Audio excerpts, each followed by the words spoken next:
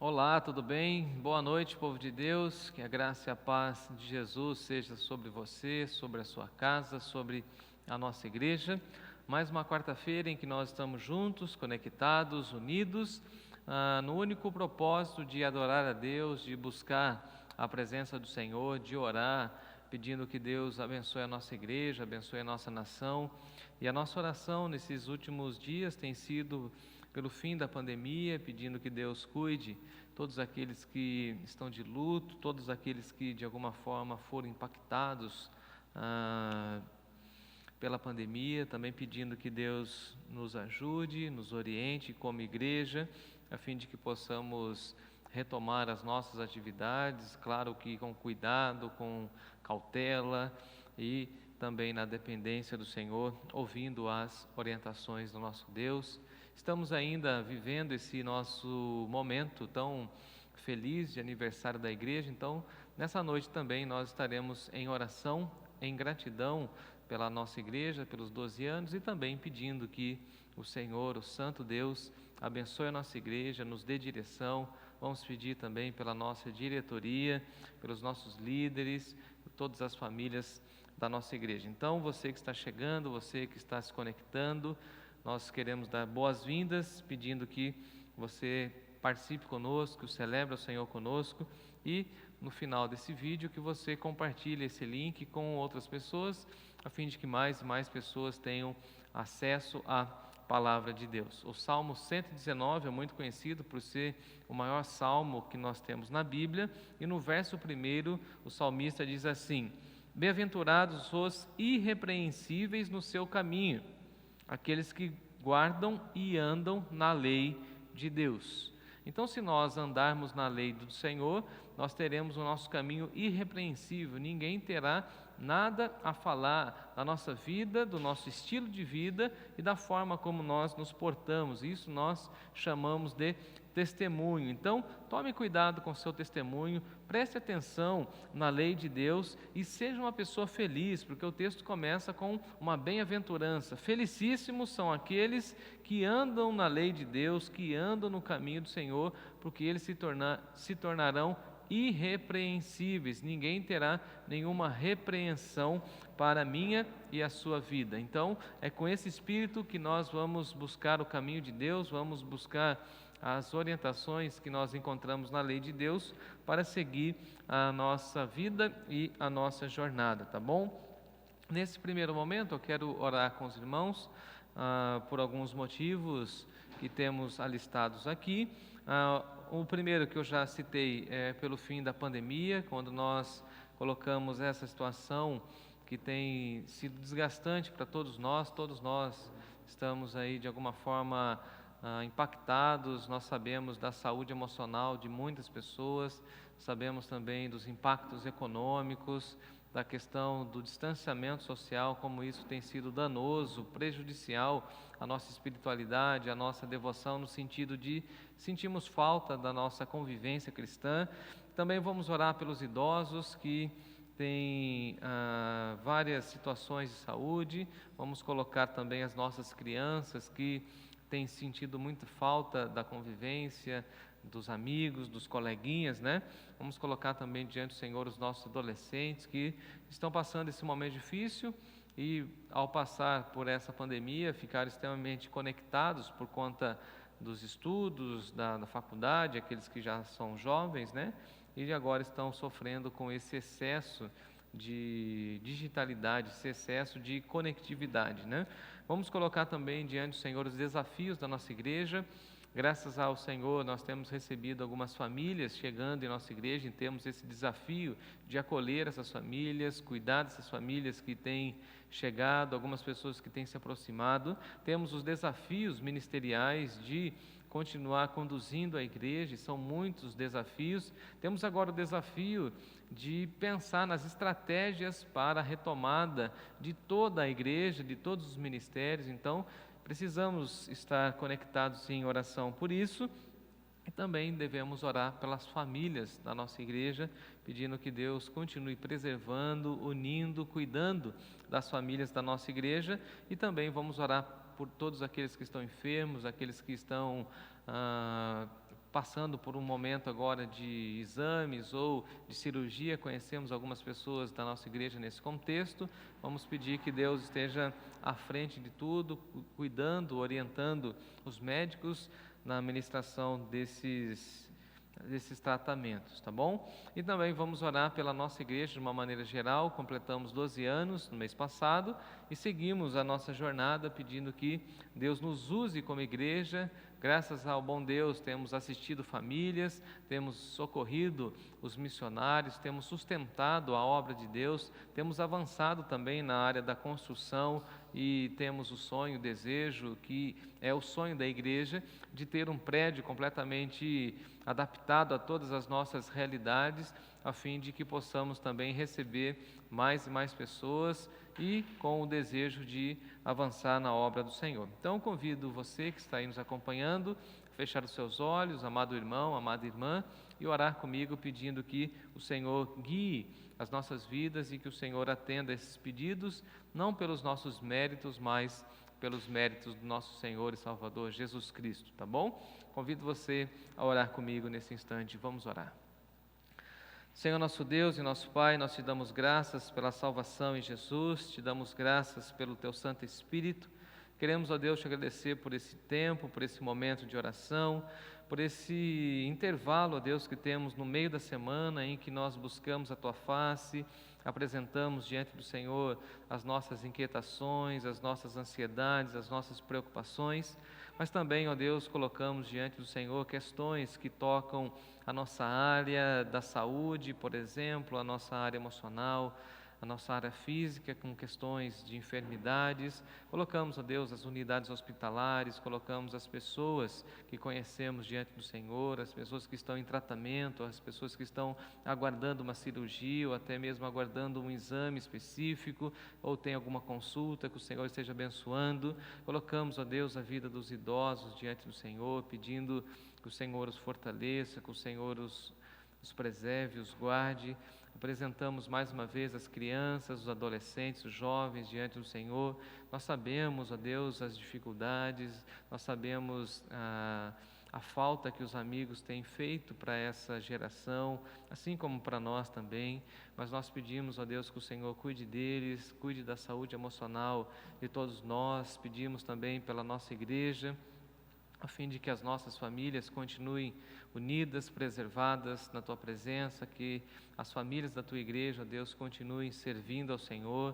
Pedimos, ó Deus, que o Senhor nos ajude no cuidado com as famílias que têm chegado em nossa igreja, as pessoas que têm se aproximado da nossa igreja, a fim de que eles percebam, eles vejam que nós somos o Senhor, que nós somos uma família preocupada com o cuidado de uns para com os outros. Colocamos também a nossa diretoria diante do Senhor. Somos gratos a Deus porque o Senhor tem levantado líderes e colocamos a vida deles diante do Senhor, pedindo também pelo avanço da obra, da construção do templo, pedindo que o Senhor também nos dê os recursos necessários para esse avanço.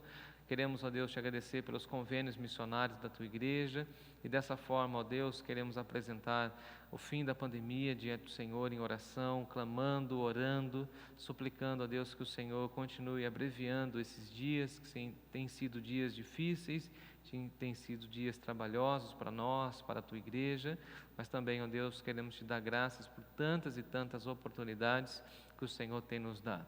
Colocamos as nossas vidas, a nossa igreja, a nossa família, a nossa cidade, nosso estado, nosso país, suplicando mais uma vez que o Senhor cuide das autoridades constituídas, que o Senhor os oriente, os proteja, os guarde e que o Senhor fale aos seus corações. E a nossa oração é que eles não sejam relutantes em ouvir a Tua voz, que eles possam ouvir a Tua voz e sejam sensíveis ao Teu comando, à Tua orientação. Colocamos mais uma vez as nossas vidas e de todos aqueles que estão sofrendo nesse momento diante do Senhor, pedindo a Tua graça e a Tua misericórdia. Em Jesus nós oramos. Amém, amém, amém. Vocês têm aí no grupo do WhatsApp a lista com os itens que nós precisamos para a nossa campanha e nós aguardamos os irmãos nos ajudarem, porque no próximo mês de novembro e depois caminhando já para dezembro, queremos fazer uma grande ação em novembro e dezembro. Nós temos tido alguns testemunhos maravilhosos de pessoas que têm reconhecido esse nosso cuidado, essa nossa atenção para com as famílias. Tem pessoas, por exemplo, que já foram assistidas, que não são da igreja e que agora estão participando, estão ouvindo as mensagens. Isso é muito interessante. Temos pessoas, por exemplo, que não são da igreja, que foram assistidas e mesmo ainda não engajadas na igreja, agora começam a querer participar, uma vez que já estão passando por aquela fase mais difícil, né, em que foram assistidas, e agora, com a possibilidade da retomada das atividades econômicas, voltaram para um posto de trabalho e agora estão querendo ajudar também a campanha. Isso aquece o nosso coração e por isso nós damos graças ao nosso Deus, tá bom? Agora, no finalzinho do mês, nós entregaremos os últimos kits para as outras famílias. Nós estamos estudando o livro de Isaías. Nós começamos na nossa escola bíblica dominical e seguiremos nesse trimestre estudando o livro do profeta Isaías. Então você tem sido convidado e convidada a participar com a gente todo domingo às 10h20. E também na semana passada nós conversamos sobre o início do texto de Isaías. E nessa noite eu quero ler com os irmãos e acompanhar com os irmãos a leitura a partir do versículo 10 lá do capítulo 1. Na semana passada, na última quarta-feira, nós iniciamos falando Deus, culto e a vida, e hoje nós leremos o mesmo texto, porque na realidade no final do culto da semana passada, na última quarta-feira, nós não conseguimos avançar mais do que o versículo 16. Eu até invadi um pouquinho o nosso horário, né? E nós não conseguimos trabalhar o versículo 17 e caminhar até o versículo de número 20. E nessa noite, então, Deus permitindo, eu quero reler o texto com os irmãos, explicar o contexto para aqueles que estão chegando agora e depois fazer algumas aplicações aí a partir do versículo 17, 18, 19 e o versículo 20. Para isso, então, eu peço que você fique com a sua Bíblia aberta e nós leremos o texto no capítulo 1 do profeta Isaías, a partir do versículo 10. Diz assim o texto sagrado: Ouvi a palavra do Senhor, vós, príncipes de Sodoma, prestai ouvidos à lei do nosso Deus, vós, povo de Gomorra. De que me serve a mim a multidão dos vossos sacrifícios? Diz o Senhor. Estou farto dos holocaustos dos carneiros e da gordura dos animais cevados, e não me agrado do sangue de novilhos, nem de cordeiros e nem de bodes. Quando vindes para comparecer perante mim, quem vos requereu o só pisardes os meus átrios? Não continueis a trazer ofertas vãs. O incenso é para mim abominação, e também as festas da lua nova, os sábados e a convocação das congregações. Eu não posso suportar a iniquidade associada ao ajuntamento solene. As vossas festas da lua nova e as vossas solenidades, a minha alma as aborrece. Já me são extremamente pesadas. Estou cansado de as sofrer. Pelo que quando estendeis as mãos, eu escondo de vós os olhos, sim, quando multiplicam as vossas orações, eu não as ouço, porque as vossas mãos estão cheias de sangue. Lavai-vos, purificai-vos, tirai a maldade dos vossos atos diante dos meus olhos. Cessai de fazer o mal. Aprendei a fazer o bem, atendei à justiça, repreendei o opressor, defendei o direito do órfão e pleiteai a causa das viúvas. Vinde, pois, e arrazoemos, diz o Senhor, ainda que os vossos pecados sejam como a escarlata, eles se tornarão brancos como a neve. Ainda que sejam vermelhos como o carmesim, eles se tornarão como a lã. Se quiserdes e se me ouvirdes, comereis o melhor dessa terra. Mas se recusardes e fordes rebeldes, sereis devorados à espada, porque a boca do Senhor assim o disse. Eu convido você a orar mais uma vez comigo. Vamos colocar a nossa vida diante do Senhor. Senhor nosso Deus e nosso Pai, diante da Tua Palavra, a nossa oração é que o Senhor fale mais uma vez, Nos apresentamos, ó Deus, diante de Ti, pedindo a Tua graça, a Tua misericórdia, e a nossa oração é que o Senhor fale ao nosso coração. Sempre que estamos diante da Tua palavra, nós temos a certeza de que o Senhor vai comunicar a Tua vontade, o Teu querer, e que Teu Espírito vai aplicar essa palavra em nossos corações.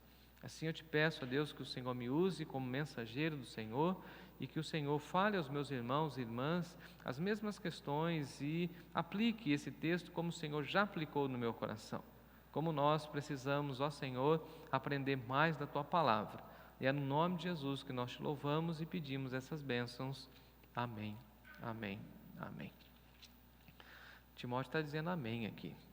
Gente bonita, eu quero conversar com vocês então sobre o mesmo tema que nós falamos na semana passada, no sentido do contexto, em que Deus fala que nós precisamos ter uma conexão entre o nosso culto e a nossa própria vida. Não podemos prestar um culto desassociado da nossa vida. Então, o nosso tema de hoje, ele está aí no versículo 18, quando o próprio Deus chama o povo e diz assim: arrazoemos, diz o Senhor. Nós somos convidados por Deus a arrazoar, a conversar com o Senhor. Mas para que nós tenhamos a plena compreensão desse convite ou de tudo aquilo que esse convite envolve, nós precisamos então voltar algumas páginas da nossa Bíblia, no meu caso uma página da nossa Bíblia, para entender então o que Isaías, o profeta de Deus, está falando conosco. Aí no versículo 1:1 nós temos a explicação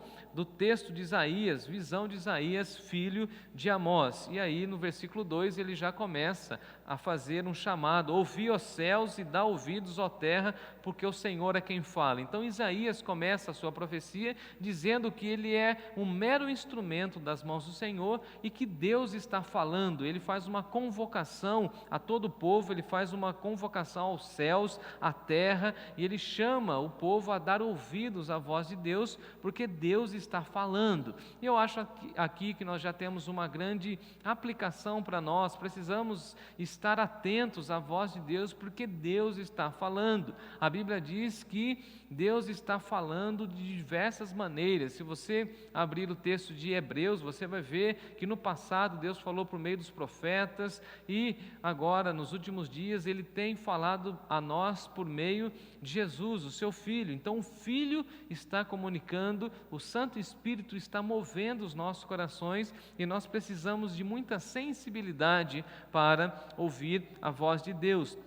O texto diz que o próprio Senhor criou o seu povo e esse povo foi engrandecido pelo próprio Deus, ou seja, sempre a ação é de Deus, é Deus que tem o plano, é Deus que cria o povo, é Deus que engrandece o povo. Eu estou aí no versículo 2 do capítulo 1, mas eles estão revoltados contra mim, diz o Senhor. Então veja que incoerência, quando nós nos revoltamos contra Deus, quando nós abandonamos a nossa relação para com o Senhor, porque o texto está dizendo que nós somos criados por Ele, fomos formados dentro de um povo, nós, e aqui eu estou falando nós no sentido do povo de Deus, a nossa vida faz sentido, ela tem plena satisfação quando nós a vivemos, essa vida, em meio ao povo de Deus. Lembrando que Deus tem um plano para um povo, o povo escolhido. Então, é Ele que cria, Ele que forma o seu povo. Então, vamos lembrar, nós somos criaturas de Deus, fomos chamados em Cristo Jesus e agora nós estamos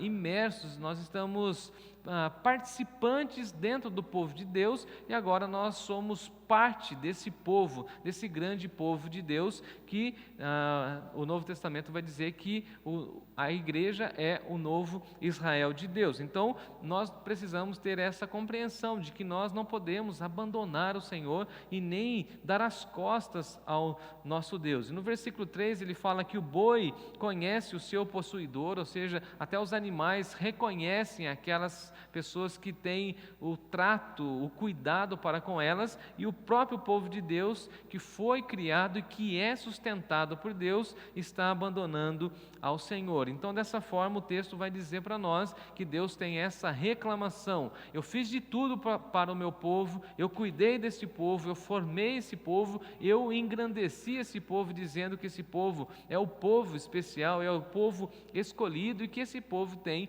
essa grande missão de me representar e de fazer com que outras nações, as nações pagãs, venham até mim por meio ou através do testemunho do meu povo. Só que Deus faz uma denúncia no versículo 4, vai dizer que essa nação é pecaminosa, que esse povo está carregado de iniquidade, que esse povo agora se tornou não somente uma raça eleita, mas se tornou raça de malignos. Olha só, eles estão servindo ao maligno, eles são agora filhos corruptores, ou seja, eles foram formados dentro de uma geração de corrupção e estão produzindo outros filhos dentro dessa mesma perspectiva da corrupção. Eles abandonaram o Senhor, eles blasfemaram contra o Santo de Israel, e no versículo 6 o texto vai dizer para nós: desde a planta dos pés até a cabeça, não há nesse povo, não há dentro desse povo nada sã,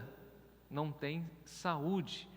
A relação deles não é uma relação saudável. Eles estão cheios de feridas, cheios de contusões, melhor dizendo, chagas inflamadas, e eles estão completamente fora do caminho de Deus. Então, baseado nesse texto, nesse contexto, nós temos a expressão que nós estudamos na semana passada, a partir do versículo 10, quando Deus chama o seu povo a ouvir a palavra de Deus, prestai ouvidos à lei do nosso Senhor. E aí Deus começa a fazer essa denúncia de que Ele não aceita essa proposta de ter pessoas que dizem amá-lo, dizem servi-lo, dizem ser tementes a Ele, mas que não tem nenhuma postura concreta diante das pessoas e diante do próprio Deus que valide isso. Então, aquelas pessoas diziam que faziam parte do plano de Deus, diziam que faziam parte do povo de Deus, no entanto, a vida não testemunhava que eles eram de fato um povo de Deus. Então, o que eles faziam? Eles cumpriam os ritos, eles tinham todo aquele cerimonial que nós já estudamos na semana passada. Se caso você não viu aquele contexto, eu acho que vale a pena, dê uma olhadinha, resgate o texto e a pregação, o link da semana passada, e aí o texto vai mostrando para nós que não havia conexão entre o culto e a vida. Então eles tinham um momento sim de culto, de celebração, mas não era sincero, não era autêntico, e dessa forma o nosso Senhor pontua as questões que Ele não está gostando, que Ele não está aprovando, e aqui nós temos uma grande denúncia da parte de Deus, Deus rejeitando o culto. É isso mesmo, Deus condena o culto hipócrita. O que Deus deseja então é que o seu povo o adore, preste culto, mas com sinceridade, com inteireza de coração, não com o coração dividido. Nós não podemos prestar culto a Deus e ser uma pessoa na igreja, no templo, ou quando nós estamos em contato com outras pessoas cristãs, e quando nós estamos no nosso momento, eu diria, privado, reservado da nossa casa ou no nosso trabalho, nós somos uma outra pessoa. Tem aquela velha historinha que conta-se que um menininho chegou para a mamãe e disse: olha, por que o papai não é aquele santo que ele é lá na igreja, aqui em casa também? Mostrando então essa dicotomia, essa disparidade. Ele é uma pessoa na igreja, e na igreja ele se porta, ele fala, ele tem uma conduta, ele tem um linguajar extremamente carinhoso, afetuoso. No entanto, na vida, ou seja, na dinâmica da vida, no cotidiano, ele não se apresenta dessa mesma maneira. Então Deus condena isso. O que Deus exige, o que Deus quer do seu povo é um comportamento extremamente correto, sem hipocrisia, ou seja, um relacionamento pautado pela sinceridade, a honestidade diante do Senhor. No versículo 11 ele fala o seguinte: de que me serve a minha multidão dos vossos sacrifícios? Eu não quero sacrifício sem o entendimento do que é sacrifício. Não pode ser algo automático. Eu estou farto desses holocaustos. Olha, Deus está condenando aquilo que Ele mesmo criou, os holocaustos, porque esses holocaustos agora se tornaram simplesmente algo do rito, do cotidiano. entrou no piloto automático, eles já não tinham a plena consciência do que esse fato, ou esse ato, melhor dizendo, representava diante de Deus. Eles não tinham mais reflexão. Alguns no versículo 12 pensavam que precisavam somente pisar nos atos do Senhor, ou seja, estar no templo. E quantas pessoas também têm essa falsa compreensão de que precisam estar no ambiente onde as pessoas estão cantando e louvando a Deus, mas não é só a presença. E nós sabemos que tem muita gente que envia o corpo para a igreja, mas na realidade quando ela está presente no templo, a cabeça dela, os pensamentos, ela está em outro lugar, ela não está no templo. O seu corpo está no templo, mas ela não está ali com a sua inteireza, ela não está ali querendo ouvir da parte de Deus, ela está ali por várias outras razões e motivações, e na realidade Deus está rejeitando isso. Olha o que está no versículo 13: não continueis a trazer as ofertas vãs, essas ofertas sem sinceridade. Vocês estão entregando as ofertas por uma questão de compromisso, mas não no sentido de compromisso de gratidão, mas no sentido de obrigação. Então não é uma oferta válida, essas ofertas não são reais, não são sinceras. Esse incenso que vocês estão acendendo aqui no templo, para mim é uma abominação. E vale lembrar, como citei na semana passada, que incensos tem a ver com os sacerdotes é que queimavam os incensos para aliviar um pouco o cheiro do sangue. Então nós temos aqui uma crítica aos sacerdotes: olha, vocês estão queimando incensos, mas na realidade eu não estou sentindo o cheiro suave desse incenso, eu estou sentindo um cheiro de podridão, porque vocês não são autênticos, vocês não são sinceros. Vocês fazem as festas da lua nova, comemorando a colheita, agradecendo a colheita, mas vocês não fazem isso de coração.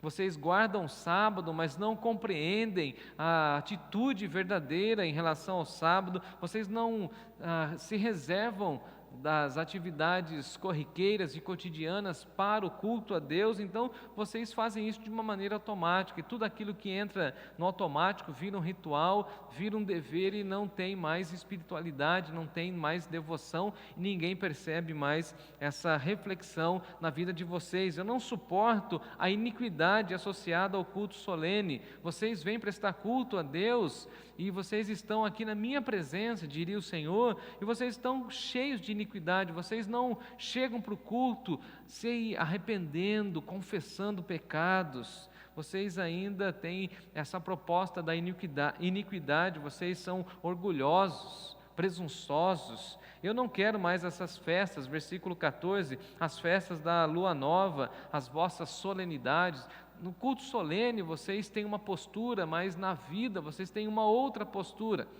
Eu acho até que Deus está falando assim: olha, nas festas solenes, nos encontros solenes, vocês mudam a tonalidade da voz. Já viram gente que quando vai orar no templo, ele muda a postura da voz, ele quer entonar a voz, ele quer fazer uma espécie de uma teatralização, ele quer demonstrar ser uma pessoa que ele não é. É solene. Pessoas que gostam desse excesso de formalidade. A minha alma, diz Deus, a minha alma as aborrece, são pesadas para mim. Vocês estão estendendo as mãos para o meu altar, versículo 15, eu escondo de vós os olhos. Vocês multiplicam as orações e eu não estou mais ouvindo, porque a mão de vocês estão cheias de sangue. Então repare, o que Deus está falando é o seguinte: para a gente poder cultuar a Deus, precisamos cultuar a Deus, conforme diria Jesus, em espírito e em verdade, com sinceridade, com reconhecimento de que nós somos pecadores. Eles estavam vivendo num momento ou num contexto social extremamente preocupante, difícil, e o texto vai dizer para nós que eles estavam com as suas mãos manchadas de sangue, ou seja, eles estavam em pecado. Eles estavam vivendo em iniquidade. E a proposta de Deus no versículo 16, que nós também já estudamos, é: lavai-vos, purificai-vos. Eles precisavam passar por esse processo da lavagem, da purificação. Eles precisavam tirar a maldade dos vossos atos e também a maldade diante dos olhos de Deus. Porque aqui nós aprendemos uma grande lição: Deus está olhando tudo aquilo que a gente está fazendo. Salomão, o sábio, disse para nós que os olhos do Senhor estão em todo lugar contemplando bons e maus. Deus está vendo. E aquelas pessoas não tinham essa consciência de que Deus estava vendo que durante a semana eles não tinham nenhum compromisso com o Senhor, eles tinham uma vida parecida com a vida dos pagãos, e quando chegava nesses momentos solenes, eles mudavam a postura. E o texto vai dizer para nós que as mãos estavam cheias de sangue, e essa expressão tem a ver com uma vida marcada e manchada pelo pecado. E aí nós entramos no texto, a partir do verso 17, que não tivemos tempo na semana passada, quando o texto de Isaías diz assim, o próprio Deus falando por meio do profeta: aprendei a fazer o bem. É interessante isso, aquela sociedade era uma sociedade marcada pela maldade. E agora Isaías está dizendo o seguinte: vocês precisam aprender a fazer o bem. Lembrando que nosso coração, ele é pecaminoso. Por mais que nós carreguemos a imagem e semelhança de Deus, nós precisamos aprender a fazer coisas boas. Nós precisamos aprender a falar coisas boas. Nós precisamos aprender a fazer o bem. Porque a maldade, ela vai se espalhando de uma maneira viral, eu diria. E a gente não precisa de muito esforço para fazer algo com maldade, porque nós já nascemos com essa herança de Adão. Davi, melhor dizendo, Davi vai dizer para nós que nós fomos gerados em pecado, ou seja, já nascemos com esse DNA de Adão, da rebeldia. Fazemos a maldade ou praticamos a maldade com muita naturalidade, inclusive. E aí Isaías está dizendo para nós que nós precisamos aprender a fazer o bem. E conforme a gente vai andando com Jesus, conforme a gente vai ouvindo as orientações de Jesus, conforme a gente vai seguindo os passos de Jesus, a gente vai aprendendo a fazer o bem, porque Ele foi aquele que cumpriu a bondade de Deus e que espalhou uma proposta do bem, porque o próprio Senhor Jesus fez o bem por onde passou. Essa é a primeira lição do texto de hoje. Deus nos chama para aprender a fazer o bem, e aqui nós podemos então entender como a nossa vida passa por uma transformação. Antes da nossa conversão, antes de temer a Deus, nós estávamos praticando maldades, no plural mesmo, e agora nós precisamos aprender a viver de acordo com a vontade de Deus, porque aprender a fazer o bem é aprender a viver de acordo com as orientações de Deus. Então, quando você e eu, quando a gente se converte, quando eu e você temos uma nova postura diante de Deus, a gente vai buscar na fonte a aprender como lidar com a nossa família, como lidar com os nossos negócios, como tratar as nossas vidas diante da sociedade, diante da nossa família, diante de Deus, diante da nossa congregação, diante dos nossos irmãos. Precisamos ser pessoas bondosas para com os nossos familiares, para com os nossos irmãos em Cristo e para com os nossos queridos irmãos e irmãs na nossa nação, dos nossos contextos, da nossa convivência, a fim de que eles não sejam irmãos no sentido de morarem na mesma nação, mas que eles também sejam irmãos em Cristo. A segunda questão que Isaías coloca é que nós precisamos repreender o opressor.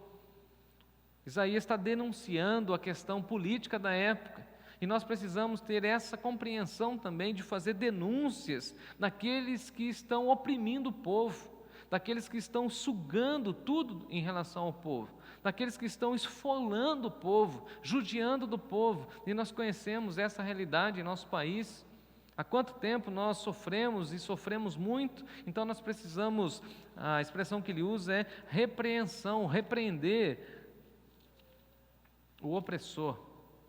Nós precisamos aprender a defender o direito do órfão.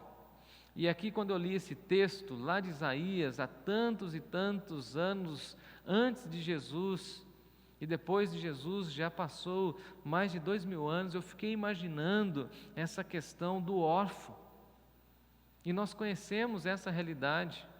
Graças a Deus, por exemplo, a nossa denominação tem algumas unidades do Lar Batista no nosso estado de São Paulo, eu sei que há também em outros estados em todo o país, para minorar o sofrimento de crianças, de famílias em vulnerabilidade social. Quando morávamos em Bauru, nós conhecemos o Lar Batista lá de Inúbia Paulista, conduzido pelo pastor Hermano e a Rose, o carinho, o cuidado. E quando nós íamos fazer visitas àquele lar, nós podíamos então contemplar a realidade de crianças que não têm os seus familiares. Crianças que precisam de cuidado, de atenção.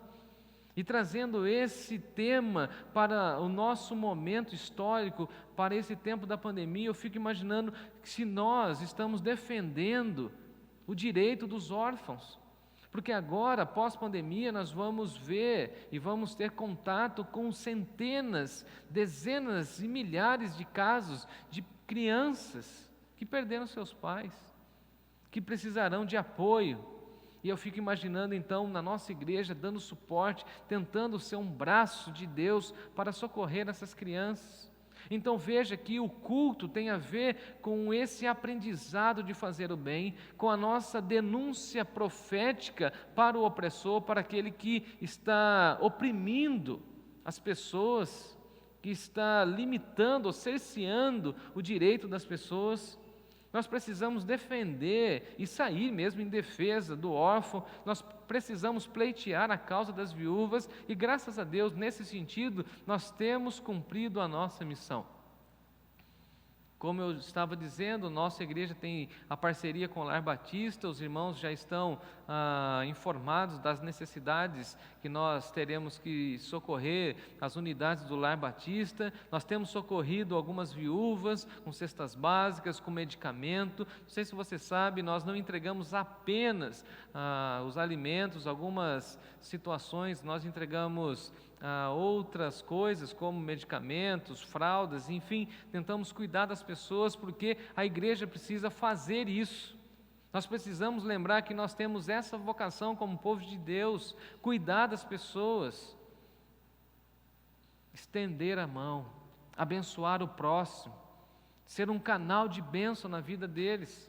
E esse povo em rebeldia não estava cumprindo essa vocação.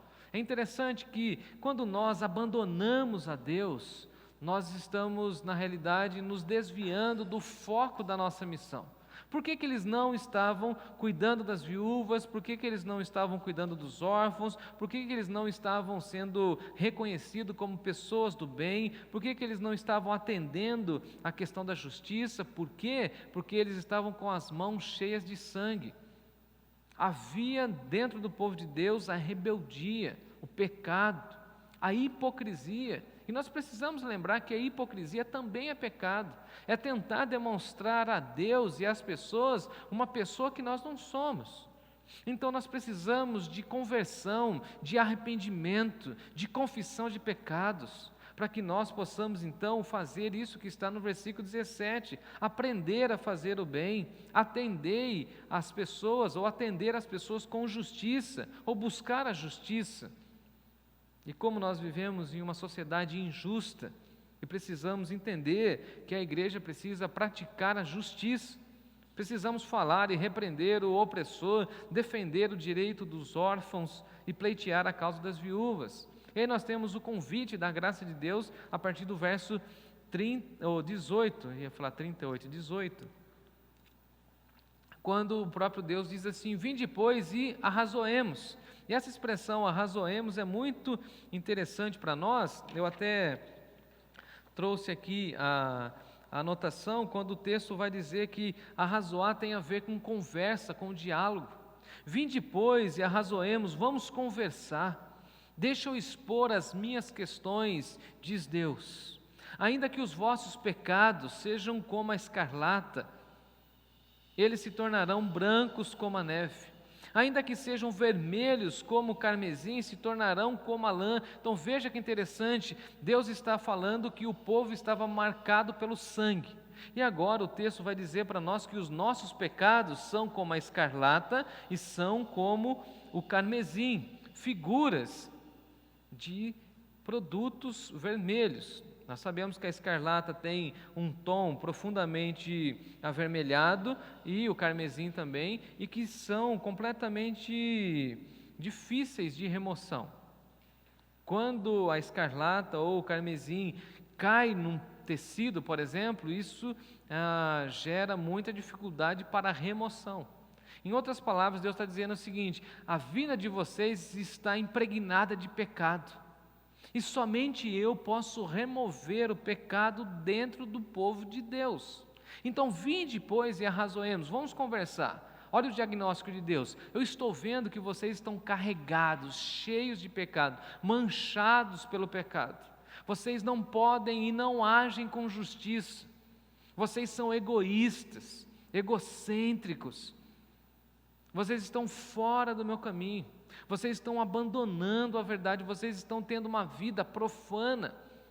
E eu quero que vocês entendam isso, que se vocês voltarem para mim, esse é o convite da graça de Deus, se vocês olharem para mim, se vocês voltarem para os meus braços, eu vou transformar essa vermelhidão da escarlata em uma situação de profunda pureza.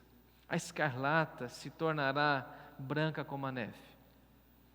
O seu pecado, que era uma mancha, você não terá mais essa mancha no seu coração.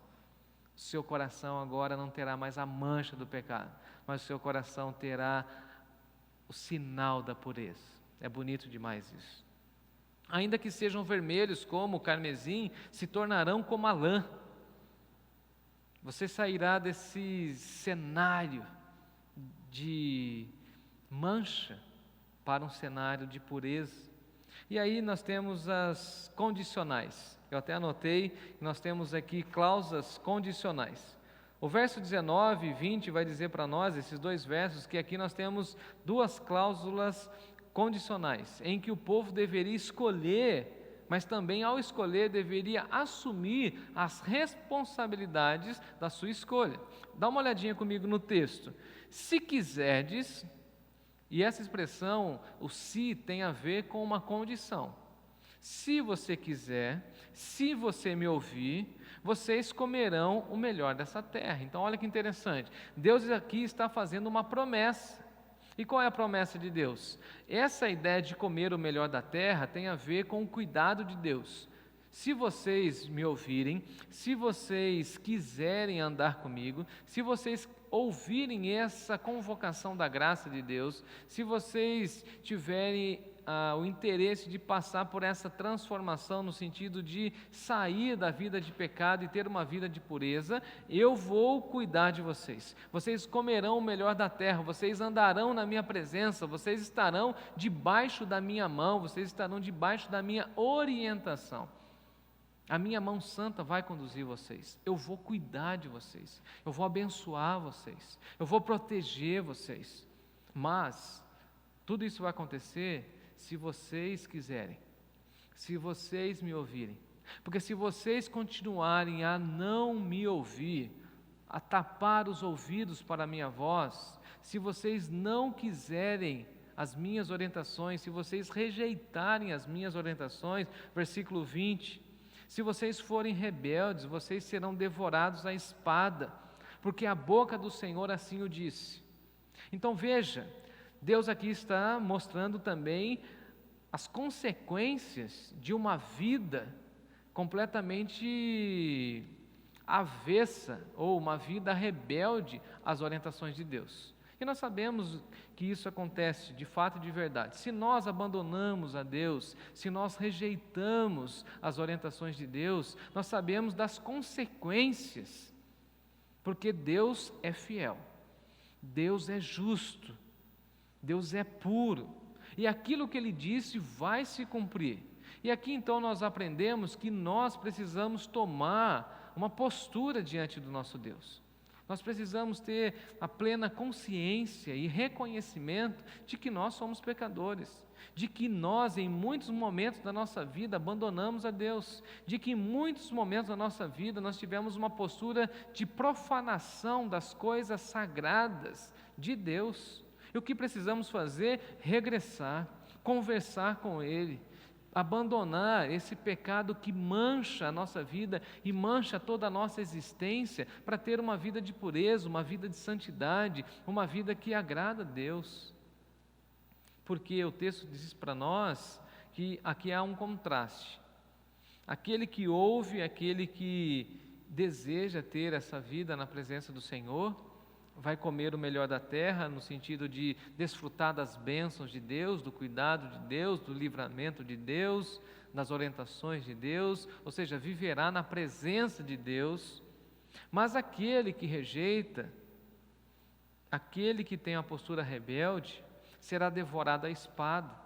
O que o texto está dizendo é o seguinte: aquele que anda na minha presença, aquele que deseja viver para mim, em conformidade com a minha palavra, terá um futuro feliz, a sua vida irá bem, será uma pessoa bem-aventurada, será uma pessoa de sucesso segundo a minha presença, segundo Deus, um sucesso segundo Deus. Tudo irá bem, no sentido de que em todos os momentos, em quaisquer circunstâncias, a minha mão estará sobre ele. No entanto, aqueles que abandonarem a Deus, aqueles que forem rebeldes, obstinados pelo pecado, sofrerão, e a expressão é muito forte aqui, serão devorados à espada.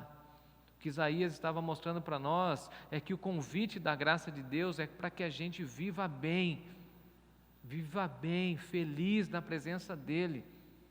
Mas se a gente rejeitar também a graça do Senhor, nós sofreremos as sanções das nossas escolhas. Se escolhermos a rebeldia, seremos devorados à espada. E agora, com a presença de Jesus, com o sacrifício de Jesus, com o ministério de Jesus, nós já entendemos isso, que essa expressão devorados à espada tinha a ver com o contexto social e cultural daquela época, porque esse povo também recebe a punição de nações pagãs. E agora, aquelas pessoas que ainda estão em rebeldia, que morrem em rebeldia diante de Deus, são condenadas ao inferno. Porque o Senhor Jesus disse que aquele que não crê já está condenado, mas aquele que crê tem a vida. E a minha oração e a minha fala, caminhando para o final, é que você se renda ao Evangelho, para que você entenda que Deus te deseja o melhor, que Deus está te chamando, que Deus está te trazendo para perto. Isso de uma maneira individual. Agora, como o texto está falando do povo de Deus, Deus está querendo trazer o seu povo para perto. Deus deseja que o seu povo abandone o pecado, a iniquidade, a falta de sinceridade, que o povo de Deus o adore com transparência, o adore conforme Jesus, em espírito e em verdade, com toda a força do seu coração, adore a Deus com transparência. Chegue diante do Senhor e diga: Senhor, o meu coração é pecaminoso, a minha mente por vezes me falta, no sentido de me trai, os meus pensamentos não são os pensamentos que eu tanto queria, mas eu quero ter uma vida de pureza. Eu quero conversar com o Senhor, eu quero tratar isso com o Senhor, e eu quero que o Senhor me conduza. Não quero que a minha vida seja marcada pela rebeldia, não quero ser devorado à espada. Eu quero ouvir a Tua voz e quero ter uma vida tranquila, com essa expressão de Isaías, eu quero viver com o melhor da terra. E o melhor da terra é viver na presença de Deus. Vinde, pois, e arrazoemos. Eu espero que esse texto tenha te levado à reflexão, a ter uma conversa séria, profunda com o Senhor, no sentido de restabelecer a sua relação, de confessar as suas incoerências, de confessar as suas questões, suas fragilidades, os seus pecados, e buscar uma vida de santidade, uma vida de pureza, porque o convite da graça de Deus é um convite de restauração, é um convite ao arrependimento e é um convite de salvação. Não seja rebelde, não seja obstinado pelo pecado, mas corra sim para os braços de Deus, porque Ele vai te abraçar, Ele vai te ajudar e Ele vai curar as feridas do seu coração. Pense nisso, que Deus te abençoe. E eu quero convidar você a fechar esse tempo nosso de reflexão, de oração, orando, pedindo que Deus nos dê uma boa noite de sono, que Deus nos conduza nesse tempo e que o Senhor nos dê uma noite tranquila. Vamos orar? Senhor nosso Deus, nosso Pai, nós te louvamos, nós te bendizemos, declaramos que o Senhor é o nosso Deus. Diante desse texto tão profundo, a nossa oração é que o Senhor nos perdoe, a nossa oração é que o Senhor trate em nossos corações essas questões que ouvimos, e também, ó Pai, pedimos que o Senhor nos dê uma noite de sono, de descanso, na Tua presença. Em Jesus nós te louvamos e em Jesus pedimos um bom final de semana diante do Senhor. É no nome de Jesus que nós oramos e agradecemos. Amém, amém, amém. Boa noite, povo de Deus. Fiquem todos com a paz do Senhor.